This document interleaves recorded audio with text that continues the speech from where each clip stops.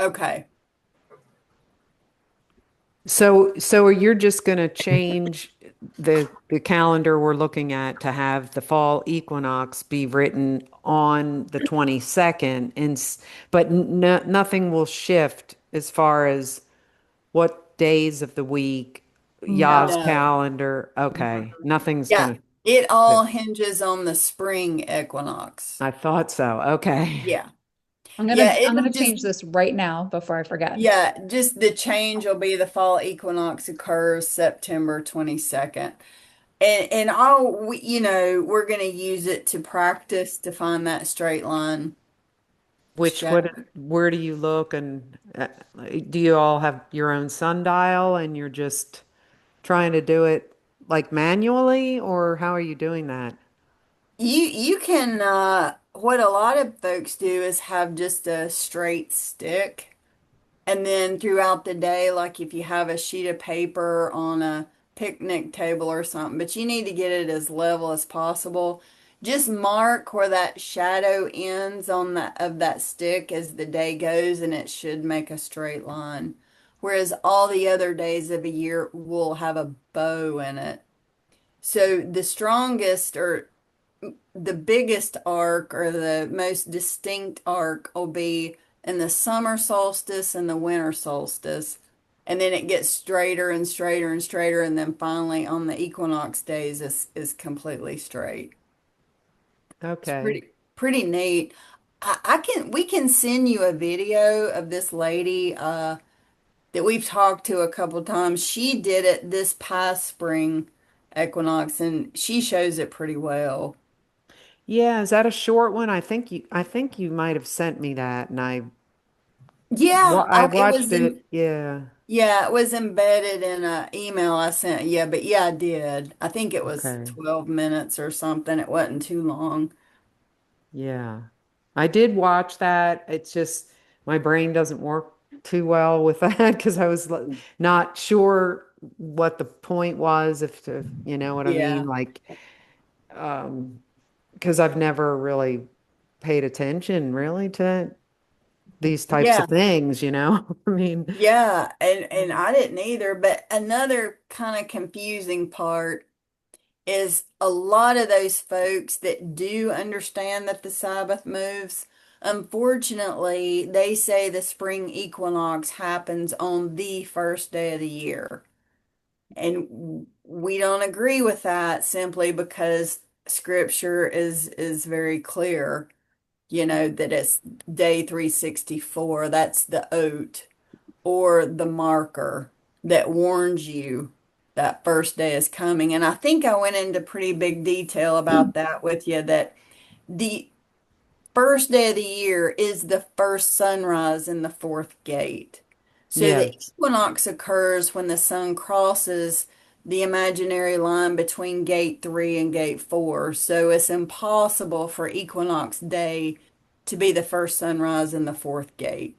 That's Yahusha's gate. So, and that's the rod of the menorah. So there's no way equinox day can be the first day of the year.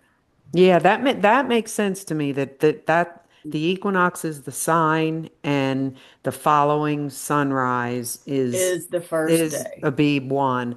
I Yep. guess where I get a little confused when I was trying to look when like Gregorian years change over from the old December 31st to January, or if it happened, I can't remember if it was there that was a little confusing, or right at the day after the equinox when you get into Abib 1. Some years there it seems like there's 3 days prior, the null, the void, and one intercalary, which is the intercalary day always the equinox day? Or some years do you have a null, a void, intercalary, then the equinox, then day one of Okay. Abib, 4 of the week? Yeah, so you always have the null day and you always have the intercalary day as the equinox day because that's what that represents is 12/31 on y'all's calendar, right? And that is always equinox day. Okay. So the void day only occurs when there's a leap year. And where the equinox hits tells you whether it's a leap year or not, if that makes sense. Because on a leap year, you're going to have an extra skip day to so you can line up the equinox with the 31st day of the 12th month or that intercalary day. So we can, Okay. I th- does that make sense? yeah, yeah, I think so. Am I saying all that right, Christina? Yeah, yeah, you got it. So right here, this is the 31st. So if you're looking at day 3, that's the 31st day of month 12 on y'all's calendar. That's always going to line up with the equinox day. Always. And Okay. that is your intercalary day. And that's a signal, hey, the next day is the first day of the next year. Yes. Okay. Yeah. But And then, so yeah. we're having the 17th, 18th, and 19th of the Gregorian dates all before Equinox Day and Abib 1. Yes. And but so it doesn't always quite look like that. No, it's strictly based on that uh spring equinox crossing. So you know how it is always on March 20th on the Gregorian, but that's only because Satan, his days end and begin at midnight. Yeah. Y'all's end and begin at sunrise, so you have to be careful to look at the crossing time to know what date on the Gregorian that was. And that's Oh, another thing that a lot of these other folks do. They understand the Sabbath moves, but their big mistake, they always set the first day of the year to March 20th because they say, well, that's always the equinox day, but they're piggybacking on their Gregorian calendar, which is not y'all's way. So you right. have to convert everything to y'all's time and then place it correctly on his calendar. Okay, The that makes other, sense. right. And the other thing about the leap year is that it is not every 4 years. It is every Correct. 4 and 5 years or 5 years. Some mostly every 4, but sometimes 5. And that makes Okay. y'all's calendar even more accurate than our current Gregorian. Why? Because you can look up what is the exact time it takes for the sun to come exactly back to where it started crossing the equinox. It's 365.2422, blah, blah, blah. So it's a little less than 0.25. Yeah. 0.25 is every 4. It's a quarter. Well, Yah says, no, it's not exactly 0.25, it's something less. So every once in a while, it takes 5 years to go to the next leap year, and that's why his calendar is it's more accurate. Yeah. Okay. Definitely more accurate and perfect, Okay. which is what we would expect. Yah's doing it. Right. Yeah. Okay. And unfortunately, that's another error that these folks do is they adopt the Gregorian calendar leap year every 4, and they do it the same years that the Gregorian calendar uses it. And that blows my mind too. You cannot mix man's rules and man's ways with Yah. It has to be all his direction and his piece and his heavenly bodies. You cannot mix and match with Gregorian nonsense. Right. Right.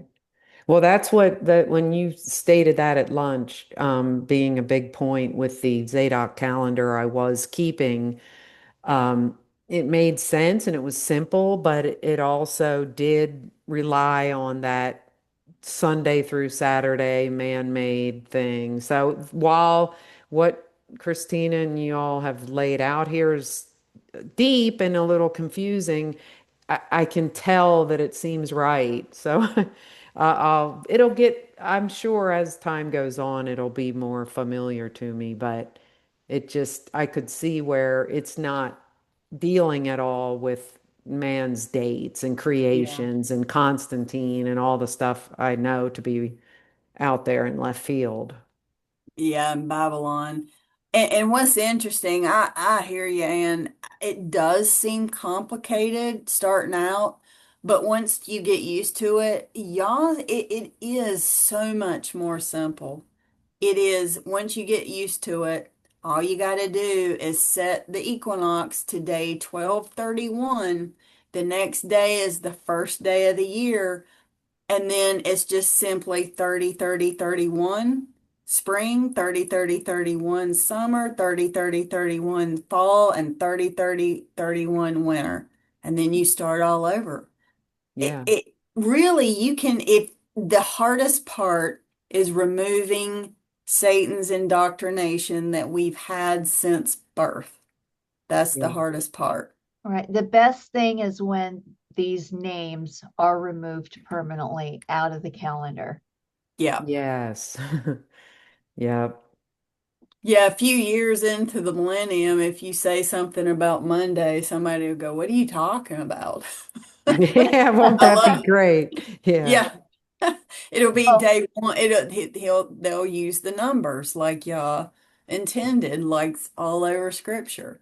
and Yeah. isn't it say in Deuteronomy that those words will never come out of our mouths? The names of those Yeah. gods. And Hmm. Yeah. that's a sign. Satan named the days of the week for his gods, fallen angels, Hmm. the months for those gods. I mean, it's a way for Satan to get back at y'all. I'll have your people saying them constantly. Right. Yeah. It's awful. And same with like the Lord and God and JC and Jesus, all. the J Yeah. word, yep, Yeah. Sick. yeah. Oh. It's uh I mean, how deep all this goes. Most people it it's disturbing when you Hmm. really understand. But Yeah. but I think, as you practice with this calendar and get used to it, it really is, it's just perfect. It's perfection and simplicity like only y'all could do. You don't, and you don't, the thing with the repeating Sabbaths or Saturdays, there's no way we could go back and prove from creation that's been unbroken. And with Yah, you don't have to. He's like, guys, I reset every year. He Yeah. resets every year according to his the sun, the moon, and the stars, and the Yeah. equinox. So he makes it so simple, and Yeah. you can practice every year. Yeah, It's that makes beautiful. sense. Because then it can't be It uh, can't be messed with. lost forever or forgotten Exactly. or doctored with. Yeah. Yep. And everybody uses that. You're stranded on a deserted island somewhere. Well, if you can make yourself a pretty straight stick, you can figure out which day to start his calendar. It's beautiful. Yeah. So I keep sharing. I learned a lot in my Enoch study because in Enoch 82, again, this is the second time I'm referencing it, 82 verse 5, it says, owing to them, men shall be at fault and not reckon them in the whole reckoning of the year, talking about the 364 days. Yea, men shall be at fault and not recognize them accurately. There, Hmm. I mean, there's Yeah. Yeah. plenty of scripture that says this, but this is just another one we can add to the list. Yeah. It's beautiful.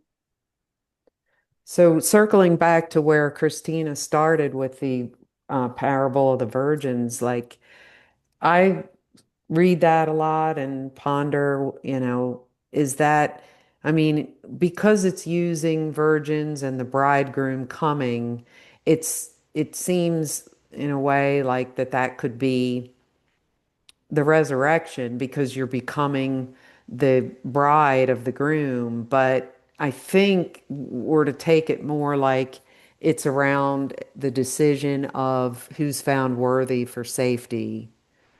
Yes.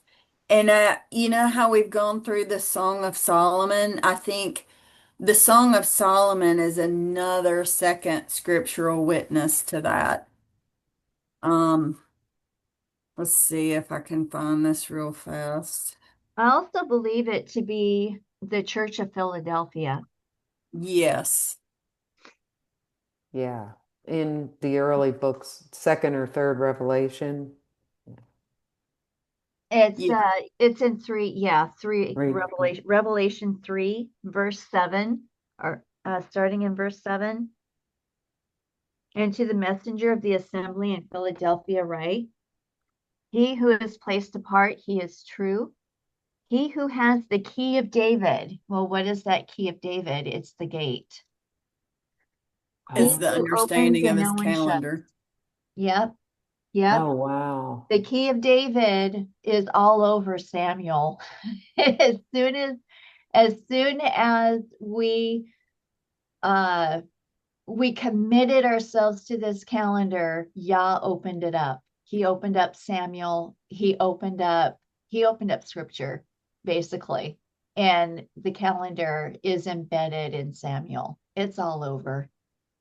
It's Oh all man. over scripture, period. Hmm. You know, Wow. even Moses, before the Exodus, unbelievable, Ann. Well, is it still true what we wrote in a Bible study long ago that says the key of David is knowledge that David's throne is everlasting, the throne Yeshua will claim at his return, the throne ruling over both houses? I guess those still apply.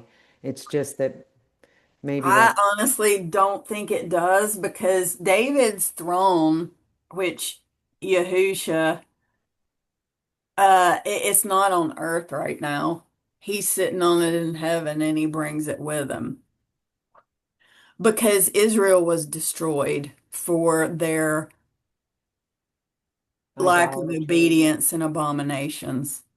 Yeah. Both houses were completely destroyed and their kingship and the priesthood was removed from them, Mm, not to be restored until Yahusha returns. okay. So that goes back to the Church of God teaching, and I think it was completely based on ignorance because they wrongly view Americans and British as Israelites. Yeah. Yeah. So the key of David, when Christina, I think it absolutely is the calendar, is the understanding of Yah's true calendar, which makes sense because who was David's high priest? Zadok. Oh yeah. Yep. And you better believe Zadok knew this calendar. And if Zadok knew it, David knew it. Solomon also knew it, but he went off the rails. Yes. But I'll just give you guys some scriptures in Song of Solomon that um, reinforces the parable of the virgins. Is Song of Solomon 2. So, verse 10, my beloved spoke and said, rise up, my love, my fair one, and come away. Winter is past, rain is over and gone, and the flowers appear on the earth. He's telling us it's springtime when he comes to protect her. The time of singing has come, and the voice of the turtle dove is heard. The fig tree puts forth her green figs, the vines with tender grapes. Rise up, my love, my fair one, and come away. And then it goes on, verse 14. O my dove, in the clefts of the rock and the secret places of the cliff, let me see your face, let me hear your voice, for your voice is sweet and your face is lovely.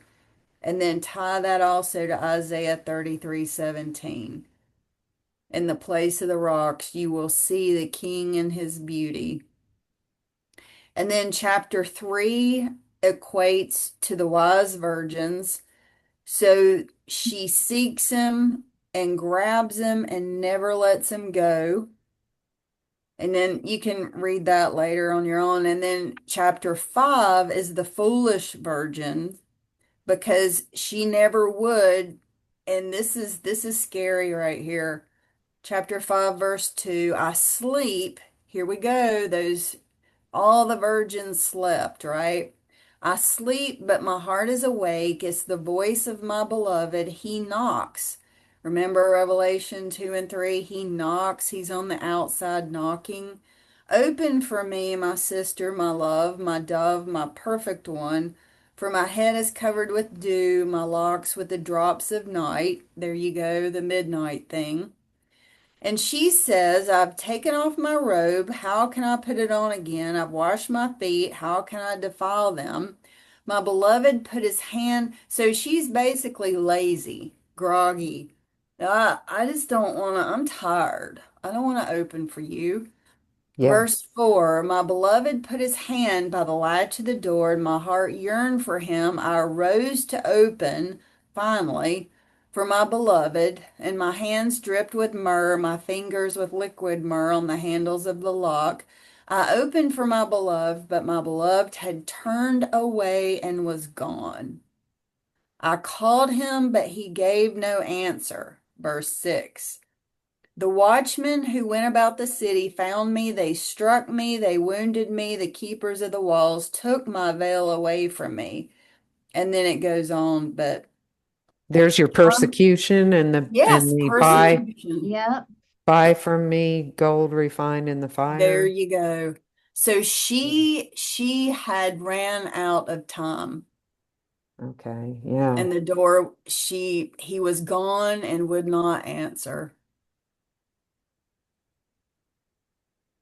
Okay. Yeah. Thank you. Yeah. So I do think that's the second witness to how all that kind of goes down.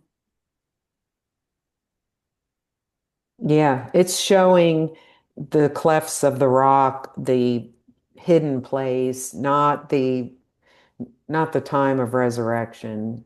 It's Correct. just a little confusing because they are talking about a bride and groom Right. in the parable. Yeah. Right. And the fact that he's making it clear it's spring, we know that his return is Mhm. in the fall. So that's Yeah. more proof. Yeah. That's true. Yes. And then Riley pointed this out. If you go to chapter 2 of Song of Solomon, verse 8. So, we know that like the firmament is like a lattice of crystal. Sometimes they call crystalline lattice structure.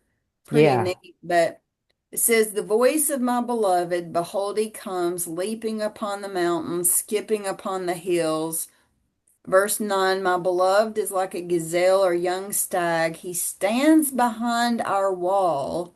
So, we're kind of kept, a hedge is about us, like Job had, right? He is looking through the windows, gazing through the lattice. In other words, that is his judgment.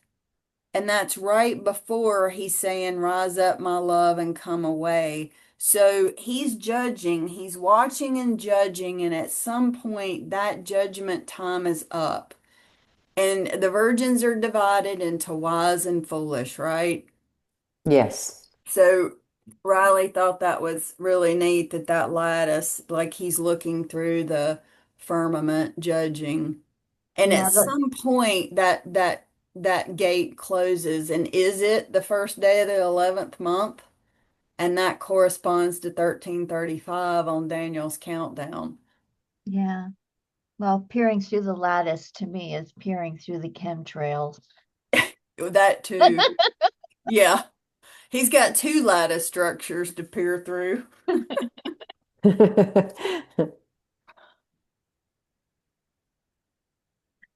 But it definitely gives us a time frame, right? Because in 11 it says, "For look, the winter is past, the rain is over, gone, and the flowers appeared in the earth." That sounds like spring. Yes. Yep.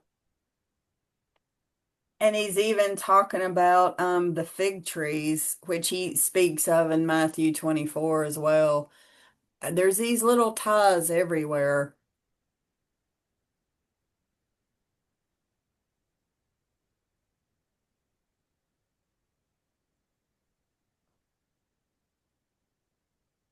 I'll tell you where that was. Okay, Matthew 24:32. Now learn this parable from the fig tree. When its branch has already become tender and puts forth leaves, you know summer is near. So you also, when you see all these things, know that it's near at the doors. And then he says, "Assuredly, I say to you, this generation will by no means pass away till all these things take place." So, in other words, of course, he's speaking of the Great Tribulation, which culminate into his return. But again, there's that sign, spring. Yeah. Yep.